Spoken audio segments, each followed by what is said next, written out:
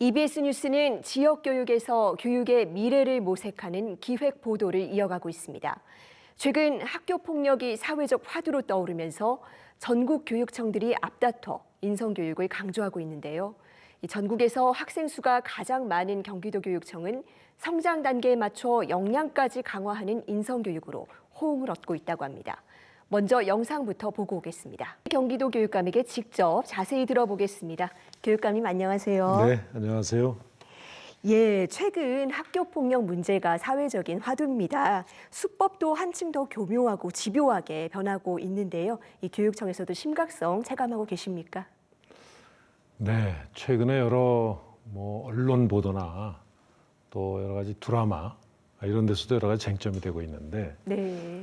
이 통계로 보면 2000년에서 2022년 최근 3년 사이에 이 신체 폭력, 언어 폭력, 또 사이버 폭력 이런 학교 폭력이 대폭 증가를 했습니다. 특히 언어 폭력 같은 경우는 그 6배 이상이 증가를 했는데 바로 이런 것은 이제 학생들의 문화도 과거와는 많이 달라졌고 또 이제 여러 가지 이제 개인에 대한 어떤 존중 이런 측면에서 약간 일로도 부딪히거든요. 네. 근데 이게 더 심각해진 것은 학교 폭력을 제도적으로는 교육적으로 해결하는 것보다는 뭔가 좀 학교 폭력 심의위원회 이렇게 해서 사법적 절차를 밟아서 해결하려고 하는 제도가 지금 작동 중입니다. 그러다 보니까 작은 아이들의 싸움에서 시작된 게 대개 부모님들 간의 큰 싸움으로 이게 번져서 결국은 법정까지 가는 사례가 많은 것 같습니다. 그래서 이런 심각한 사례를 어떻게 이거를 할까 해서 저희들은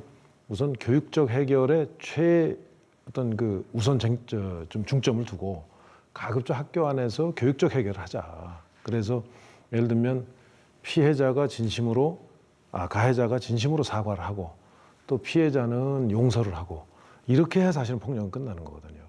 그래서 여러 가지 격리를 해서 피해자를 보호하고 가해자를 격리하는 이 조치는 임시적인 조치인데 궁극적으로는 진심 어린 사과와 정말 용서가 있을 때 이게 해결되거든요. 그래서 그러한 화해 중재 또는 갈등 중재 이런 시스템이 좀 작동될 수 있도록 경기도교육청에서 법 개정은 물론이고 좀 제도적으로도 그러한 내용들을 이제 실현할 수 있는 시범 사업을 금년부터 지금 하고 있습니다. 네, 학교 폭력을 교육적으로 해결하고 네. 예방할 수 있는 기반이 부족하다는 지적을 그렇죠. 해주셨습니다. 네. 경기도교육청에서는 지금 어떤 정책을 마련하고 계십니까?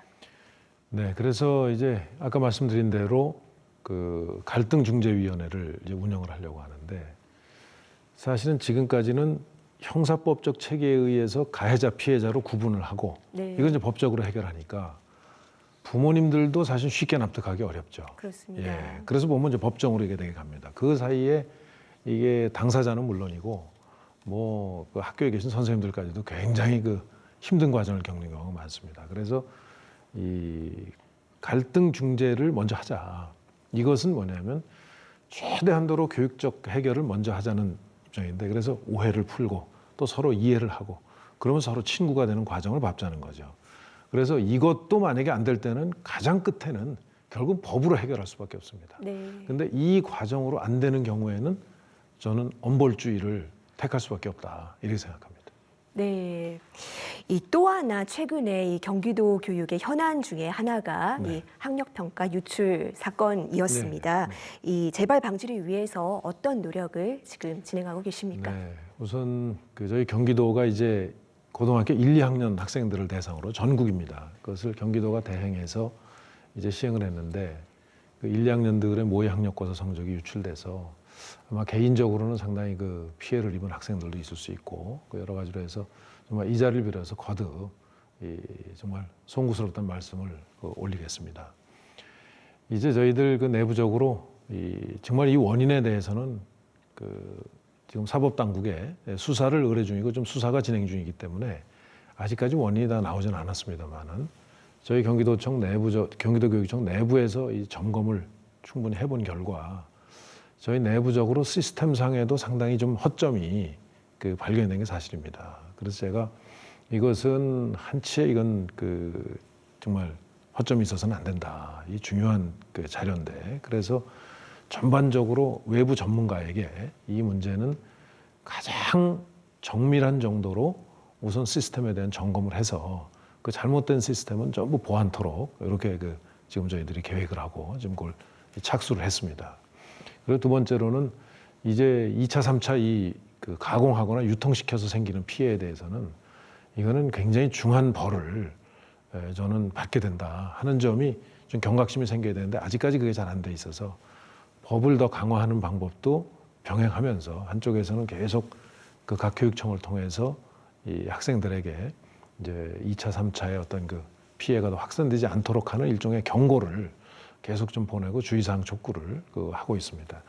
그리고 이제 마지막으로는 저희들이 이 차제에 저희 경기도청이 시행하는 이 시험을 이제 아무래도 책임성이고 보안성이 강화되는 이 교육과정 평가원에 위탁해서 하도록 그러다 보니까 이제 이 시험 시기를 조금 조정해서라도 그렇게 하려고 좀 개편을 진행 중에 있습니다. 네, 여러 가지 보완 방향을 마련하고 계십니다.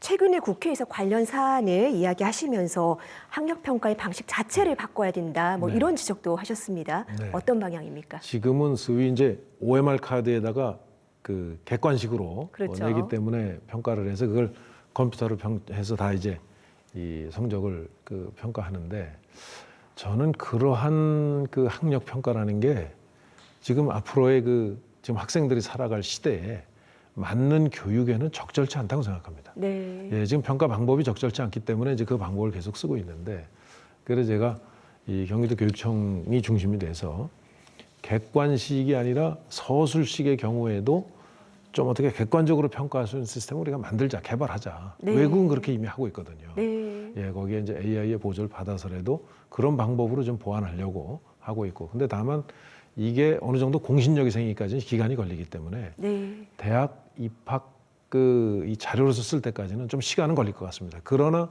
지금부터 해야 이 문제는 고칠 수 있다 이렇게 생각합니다. 네, 사실 경기도는 대한민국 교육의 압축판으로도 불립니다. 이 학생 수가 많고 네. 배경도 다양하기 때문인데요. 이 늘봄학교나 유보통합 같은 이 국정과제들은 어떻게 진행이 되고 있습니까?